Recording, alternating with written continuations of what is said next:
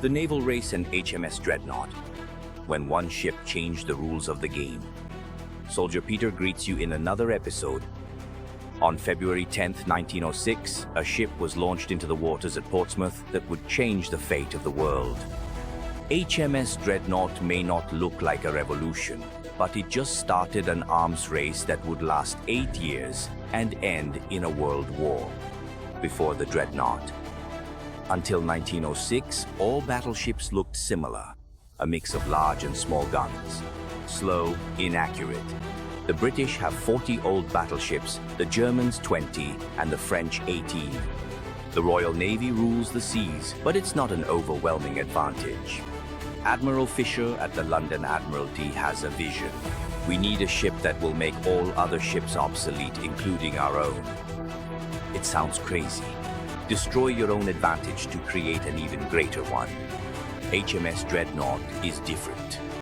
10 large 12-inch guns instead of a mix of calibers, steam turbines instead of piston engines, a speed of 21 knots instead of 18, heavy armor. One ship more powerful than 3 old battleships combined.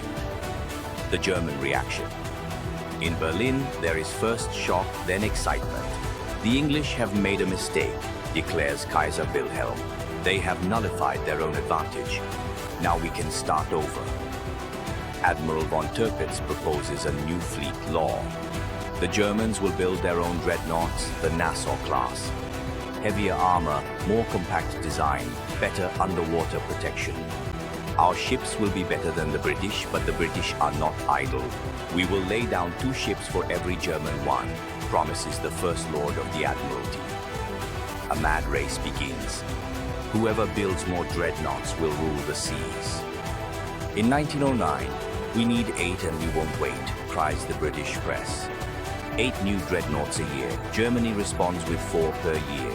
Each ship costs as much as the entire state budget of a smaller country, financing the madness.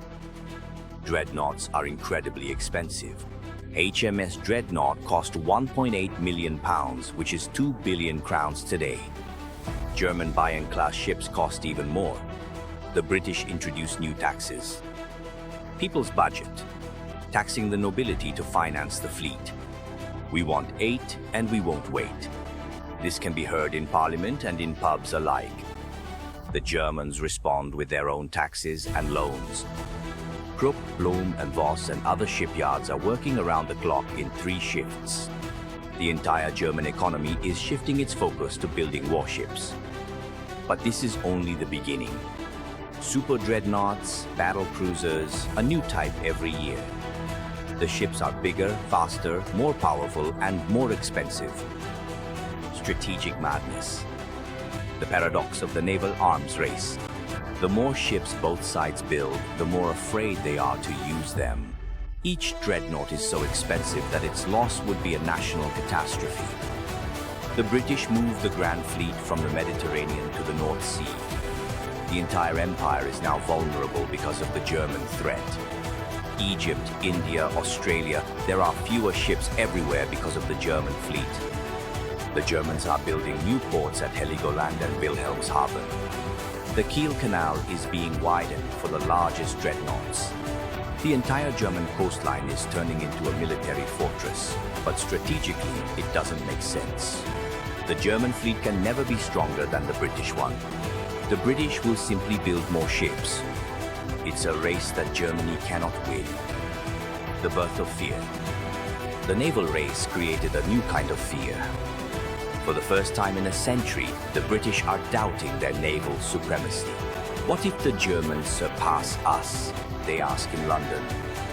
The Germans, on the other hand, see themselves surrounded by the British fleet. The Royal Navy can blockade us and starve us out, they say in Berlin. Both sides are afraid of completely opposite things, but they are equally afraid. The Dreadnought was supposed to end all wars by being so powerful that no one would dare to fight. Instead, it created a fear that brought Europe closer to war. Next time I'll tell you about the Second Moroccan Crisis, Agadir, and how Europe once again teetered on the brink because of Morocco, a country that no one actually wanted to control. If you enjoy these videos and the whole series, please like and subscribe to the channel. I would really appreciate it. And if you have any thoughts on the topic, please share them in the comments. Soldier Petr.